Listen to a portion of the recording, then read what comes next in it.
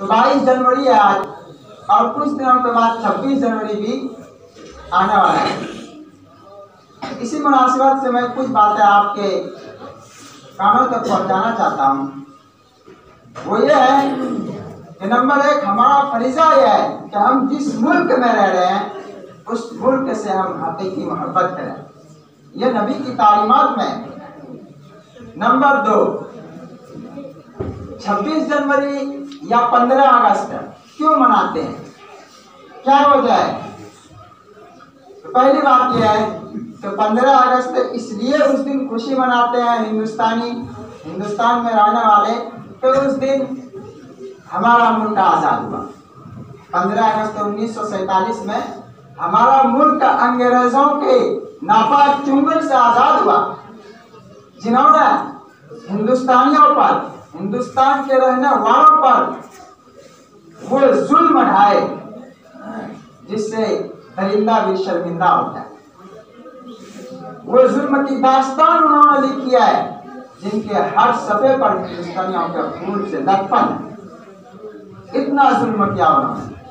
तो उसी खुशी में जो है 15 अगस्त मनाते हैं और उन शुहदा को खराज अकीदत पेश करते हैं जिन्होंने इस मुल्क के लिए अपनी गर्दन तक कटा दी।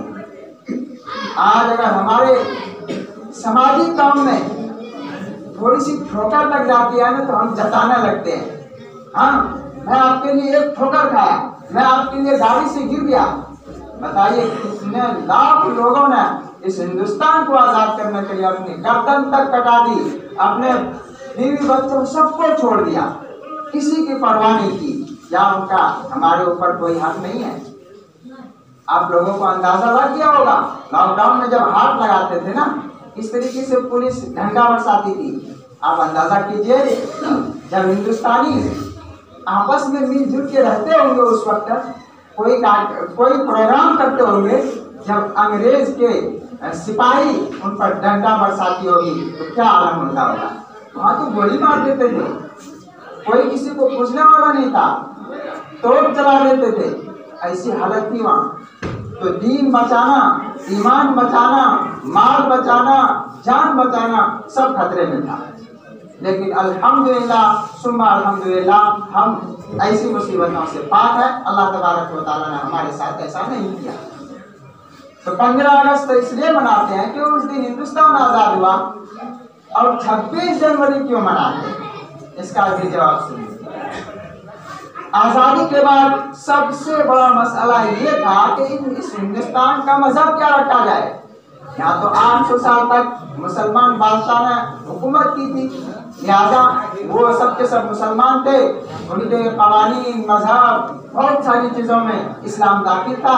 क्या आज़ादी के बाद भी इस मुल्क में इस्लाम का कानून नाफिज रहेगा, या फिर इस मुल्क में हिंदू लोग हैं, हिंदू आज़ाद है, तो क्या है, हिंदू के मज़ाहिब के मुताबिक फैसला किए जाएंगे? ये बातें चली।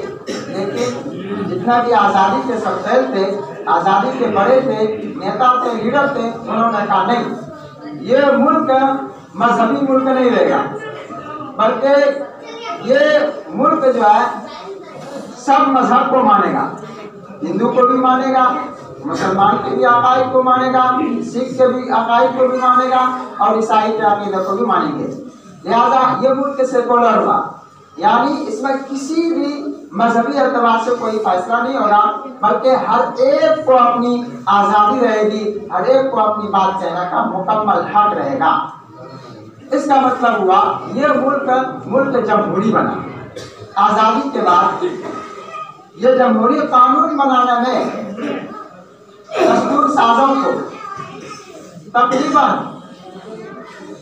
3 साल लगे। 1947 में आज़ादी हुई, और जो है 1950 में 26 जनवरी 1950 में पहला यौम जमहूरिया मनाया गया है, और उस वक्त से लेकर आज तक मुसलसल और बराबर यौम जमहूरिया मनाते आ रहे हैं।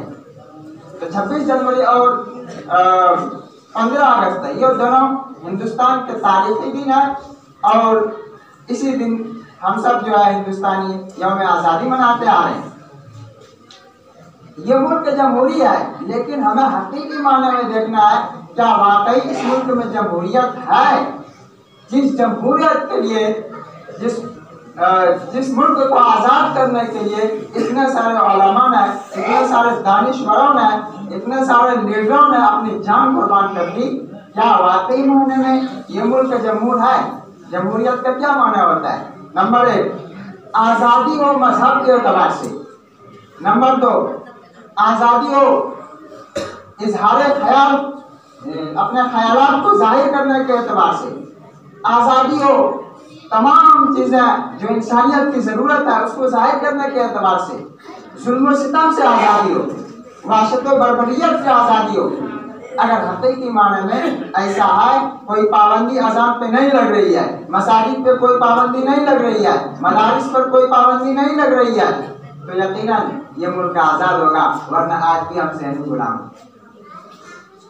मेरे दोस्तों और भाइयों, इस आज़ादी में हम सांस ले रहे हैं, यह आज़ादी हमें यूं नहीं मिली, बल्कि 1857 से 1947 तक अगर हमें जोड़ा तो उस वक्त भी सिर्फ इतनी कलील मुद्दत में 90 साल गुलामी के बनते हैं। और अंग्रेजों का पहला जहाज जो हिंदुस्तान में आया है वो 1601 में आया है। उस वक्त से अगर 1947 तक हम जोड़ते हैं तो 346 साल बनते हैं गुलामी के। इन 346 सालों में जो हिंदुस्तान को आज़ाद करने का किरदार मुसलमानों का रहा है वो कायदाना और अगले आदमी की तरह रहा है। बताइए, इस मुल्क में जब अंग्रेज आए, सबसे पहले जहांगीर के ज़माने में अंग्रेज आए यहाँ पर, तो उस वक्त मुसलमानों की हुकूमत थी।